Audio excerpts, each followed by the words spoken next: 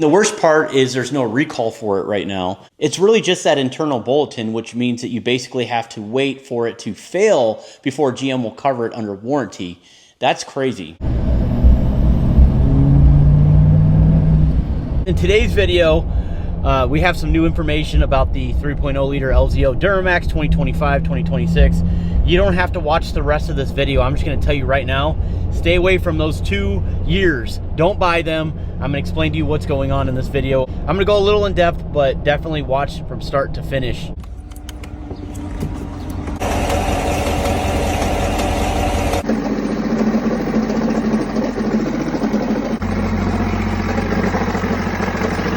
So this is a pretty big deal if you have decided that you want to go out and purchase a brand new 2025 or 2026 Sierra, Silverado, SUV half ton with the 3.0 liter LZO Duramax. I would say pump the brakes. Just stop, do some research before you do that. As a matter of fact, if I was you, I wouldn't do it. So apparently the engines are blowing within 10,000 miles, and I'm gonna explain in this video what's actually going on, but there's been dozens of reports. This stuff is happening, but this is a huge heads up because GM currently doesn't have this under recall, which means that they're only gonna cover it if your engine blows.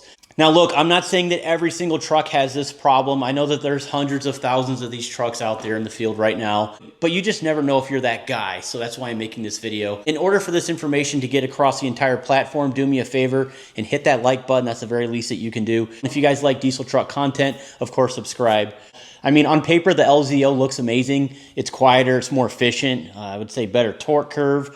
But after what I've been seeing lately, man, I'm glad I didn't pull the trigger on one yet. And if you hear any ticking, tapping, or any strange knocking around the transmission area, I would say go ahead and just get that truck to the dealership ASAP. Don't even wait until the weekend. Now, before we dive in, let me say not every single one of these trucks is having problems. Some are running great, but the ones that are failing hard. And I'm not kidding, guys. We're talking about full-on engine replacements. And some people are talking about under 10,000 miles. It's crazy. And speaking of trucks, if you're looking for one that actually runs the way it's supposed to, you can win one right now. The truck right behind me. We're giving away Switchblade. It's a lifted Silverado. It's sitting on 22s and 37-inch Nitto ridge grapplers, plus $5,000 in your pocket. So every single dollar that you spend on the website will get you 10 times entries in to win. This is only good until December 1st, so don't wait. Go ahead and get your entries in now. I'll leave that link in the description and the comments below. But the big LZO thrust bearing problem, that's what I want to talk about. So here's the deal. GM recently put out a service bulletin, and this is going to be your 25-NA307. And it basically says that these new LZO 3.0 liter Duramax engines could have excessive crankshaft play. The crank is moving forward and back inside of the block way more than it should. So that means your thrust bearing, the piece that keeps the crankshaft centered, is wearing out prematurely. Owners are reporting a distinctive ticking or clunking noise coming from behind the engine near the bell housing, and it sounds kind of like a metallic tap. And this is really important. It could show up during idle or when you're shifting into gear. When that clearance opens up past that spec, your crankshaft starts to literally walk back and forth, and that's how bearings get chewed up. And also, that's how the oil pressure starts dropping. So pay attention to your oil pressure while you're driving. One guy on the Duramax forums posted that his brand new 2025 Silverado LZO started ticking just past 8,000 miles. He said that the sound got louder every week until the dealer finally tore into it.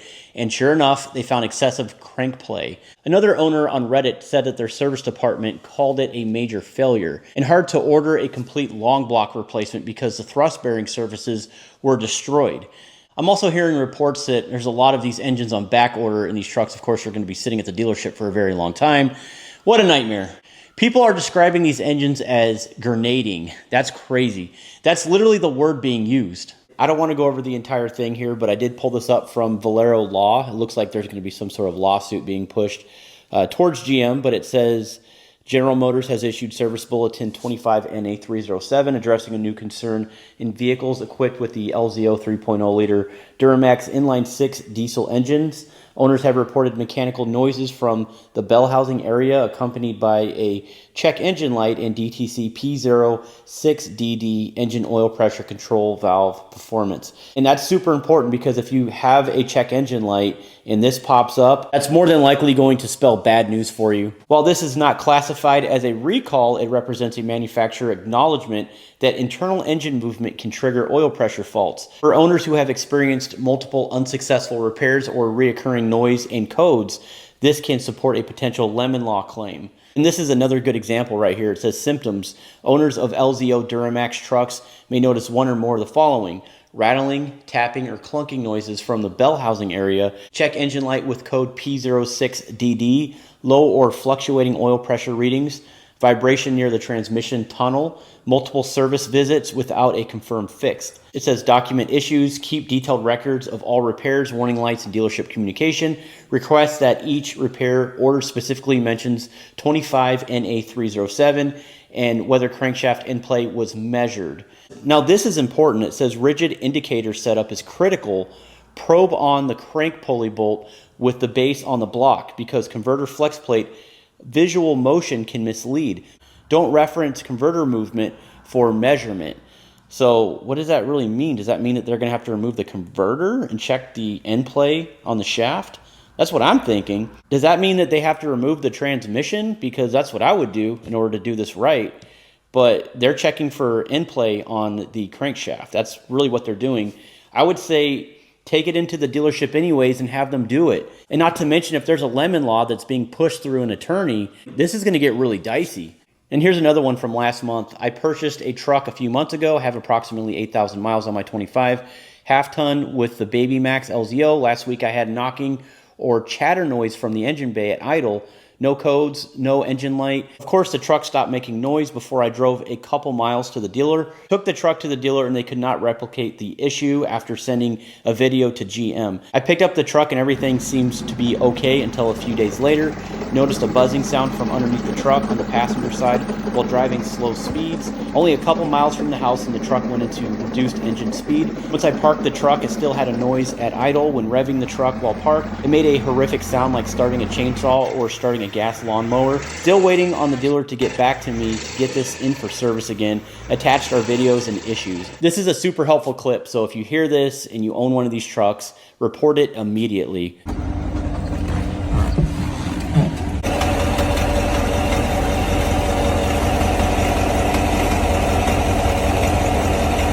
If you own one of these newer Duramaxes, let us know in the comments if you've had any issues, if you've known of anybody who has had issues, because it might help somebody out. I would just hate to see somebody driving across country with their family, maybe traveling or, I don't know, using their truck for work, hauling a trailer or something like that, and this issue occurs, your engine blows or grenades, and you find yourself stranded. There's going to be a huge drop in sales. I mean, really, what is the main fix on this one? It's almost like they would have to bring every single one of these trucks in for recall eventually. Or the other one here is they're going to have to do a mass quantity of brand new short blocks that will need to be installed in these pickup trucks before they can be put out for sale again. And knowing what I know now, I more than likely would take my truck back to the dealership and I would trade that thing back in. It's just too bad that they don't make quality vehicles anymore. I've seen multiple discussions where shops are warning each other to check for crank movement on every LZO that comes in. This is a big deal because once the thrust bearing starts wearing, you can't just replace it easily. Basically what happens is the crank starts contacting the block, sending metal throughout your oil passages, taking out your main and rod bearings, and before you know it, your oil pressure drops, and then your engine seizes, and you're looking at a $12,000 to approximately $15,000 repair. And the worst part is there's no recall for it right now. It's really just that internal bulletin, which means that you basically have to wait for it to fail before GM will cover it under warranty. That's crazy. Look, if your engine's still quiet, awesome, but if you hear that ticking noise, don't ignore it. That's all I'm trying to say. I'd rather you bring it in for nothing than lose your motor completely. And I'll be honest, I was seriously planning on buying one of these Duramaxes for the channel. I love testing new Duramax setups. Of course, tuning comparisons, seeing how they stack up against the old LZO or the LM2. I did do a few LZO and LM2 videos in the past. But after seeing these reports, I'm probably not going to buy one of these trucks until they get it right. Or actually, I don't probably never. I'm going to stay away from the 2025s to 2026s. And honestly, these trucks look great. They ride smooth. They get awesome mileage. But all that really means nothing if you're playing the waiting game until it blows up. I mean, let's just be real here. I know it's a very new problem, but GM really needs to get a resolution quick for the customers. And look, guys, it's not just the LZO diesels. GM's got another storm brewing, and that's the 6.2 liter. There's already been massive recalls for the 2021 to 2024 models for bad crankshafts and connecting rods. GM said it was fixed for the 2025s, which is good news. They're starting to see some of the same symptoms again: knocking, ticking, oil pressure drops. So it's like 6.2 LZO, brand new trucks. It's almost like just stay away from 2020 plus completely and just get an older truck. So yeah, when you put the LZO and the 6.2 liter side by side, it starts to look like GM's quality control is slipping again. Between crankshaft issues, bearing wear, and oil pressure codes, it's not good. But in the meantime, I'm just gonna wait. I'd rather see them fix this properly. Maybe issue a recall or redesign the bearing and crank assembly before jumping right in. I think right now they just need to replace every single engine. So that's where we're at right now. A great looking truck with a major red flag under the hood. If you're shopping for a new diesel right now, do your homework, ask your dealer to verify that bulletin. And if you already own one, stay alert, guys. And not to mention, take that ticking seriously. Any one of those hats that you guys purchase on the website, I'm gonna throw in one of these SP Tools hats for free, but I only have like 20 of them. So if you're watching this early enough, get on the website, buy a hat really quick, and I'll throw this in your order. And not to mention, it's gonna get you guys entries to win Switchblade, of course.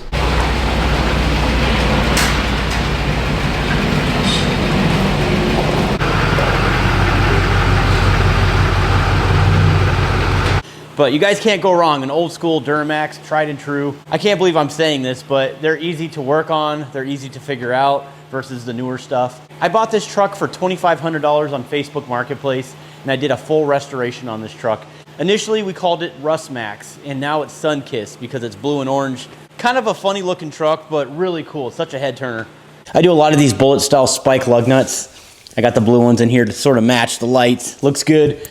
But I do want to keep the theme going with the bullet antenna and the bullet valve caps. This kit comes with an assortment of fittings, and I know for sure it's that one because that's what these go on for the cat eyes. I know that this kit doesn't work for the 17 to 19 trucks, but I believe they work for the rest of them.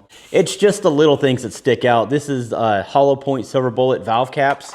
These are pre-fired 40 caliber shells, and they're retrofitted to fit on your valve stem, which I think is really cool. So I'm gonna go ahead and put these on right now.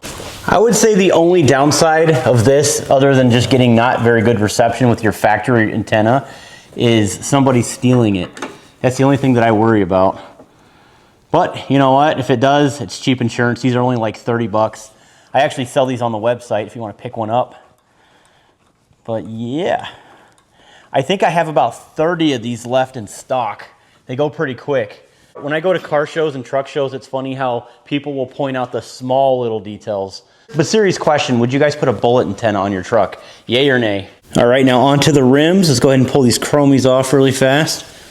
I kind of wanted the nickel copper looking color just because the truck is orange. But let's see what this looks like. Very easy skill level install here.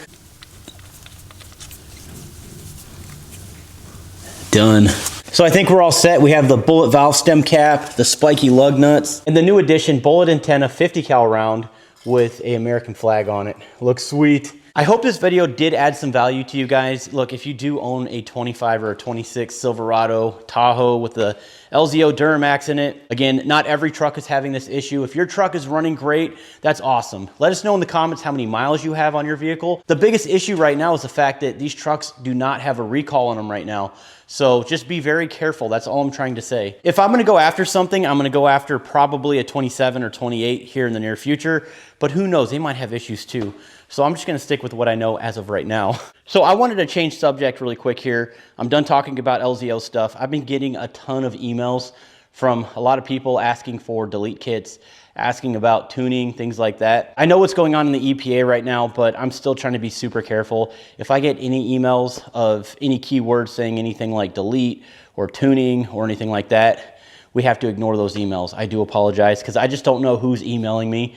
I truly want to give you guys the best service, but we're a very small and upcoming company, so I'm trying to be very careful right now. I'm sure you guys understand. One more thing, I get this question constantly, so I'm just gonna answer it, especially the last video that I posted when I did the turbo install and all that. Do I work on customer trucks? Do I take in customer trucks? The answer to that is yes and no. It just depends on my work schedule.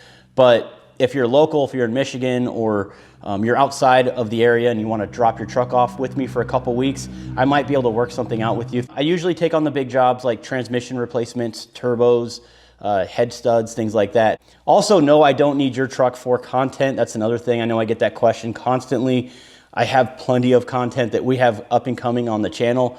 But either way, I am done with this video. I'm hoping that this LZO talk was helpful. I've got some really exciting future stuff planned, so definitely stay tuned. Hit the notification bell if you haven't done that already, and subscribe. We'll see you on the next one. Stay tuned.